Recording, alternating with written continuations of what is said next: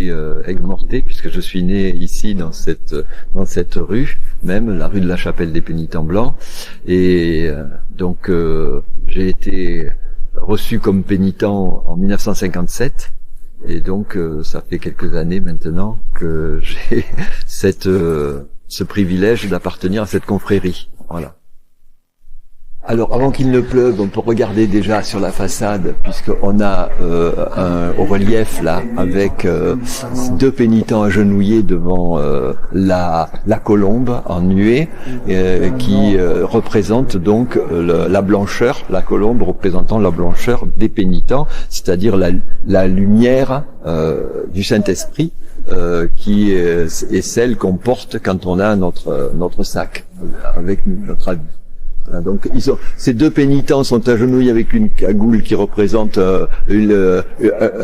des oreilles de lièvre, parce qu'on dit que le lièvre voit dans la nuit, et c'est justement pour éclairer cette dimension de la parole. Voilà.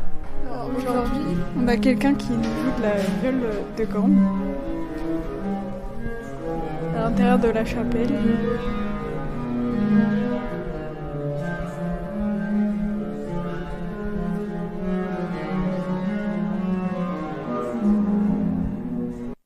Alors, qu'est-ce que c'est que les pénitents? Alors, puisqu'il y en avait un peu partout, essentiellement dans l'arc méditerranéen qui se créait, depuis Perpignan jusqu'à Monaco, puis la Corse, puis en Italie, il y en avait un peu partout. Il y en avait même, on en a retrouvé en Angleterre, on en a retrouvé en Pologne, en Portugal, partout. En France, c'est essentiellement autour de l'arc méditerranéen. Et il a dit, voilà, ce sont des laïcs qui vont porter un habit comme les ordres mineurs, c'est-à-dire les franciscains, avec une corde à 3 nœuds pour représenter donc la Trinité. Mais ce sac, en fait, ça sera pour eux, ça peut être un linceul aussi, mais ça peut être l'occasion d'œuvrer aux œuvres de miséricorde, c'est-à-dire d'aller visiter les prisonniers, de donner à boire, d'accueillir l'étranger, de donner à manger, d'accompagner les défunts, d'enterrer les morts, etc. Ces œuvres-là qu'on retrouve dans l'œuvre de Caravage sur un tableau qui est à Rome. Obligé d'être né avec moi pour être pénitent blanc? Non. Okay. Avant c'était par transmission de père en fils en quelque sorte. Hein. Voilà, les grands-parents étaient pénitents, donc quand c'était de tradition de présenter le gamin quand à Pâques, au moment de Pâques, pour ça. Aujourd'hui, il y a beaucoup de cooptation. C'est-à-dire, il y a beaucoup de personnes qui arrivent et dont on voit la fierté nous-mêmes. C'est quelque chose qui fait partie du patrimoine et de l'histoire de la ville. Il y a beaucoup de gens qui ont des parents ou qui ont eu des parents qui étaient pénitents.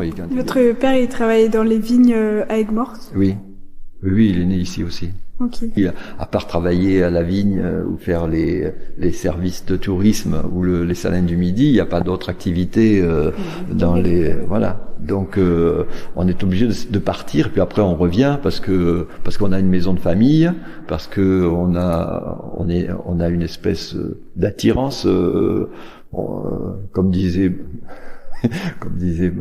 Brassens, on est né quelque part, mais c'est pas plus mal d'habiter ici. Il y a des remparts, c'est joli, il y a du monde, c'est accueillant. Et voilà. Bon, encore pour l'instant, on se fréquente qu'avec des gens de bonne compagnie.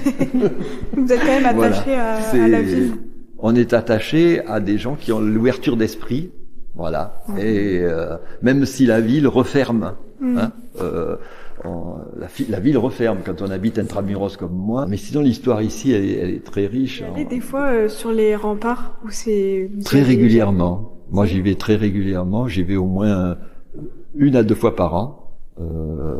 Premièrement parce que en tant que membre d'une association qui gère le cinéma, qui gérait le cinéma d'Aigues-Mortes, mais qui continue à y faire des activités, on y projette une séance en plein air. Puis quand j'ai du monde qui vient, parce que quand on habite à Aigues-Mortes, on a beaucoup de copains qui disent, ou de copines qui disent, ah tiens, ou la petite fille qui dit, tiens, je viens passer des vacances chez papy, hop, alors j'ai dit, on va faire le tour des remparts. Donc,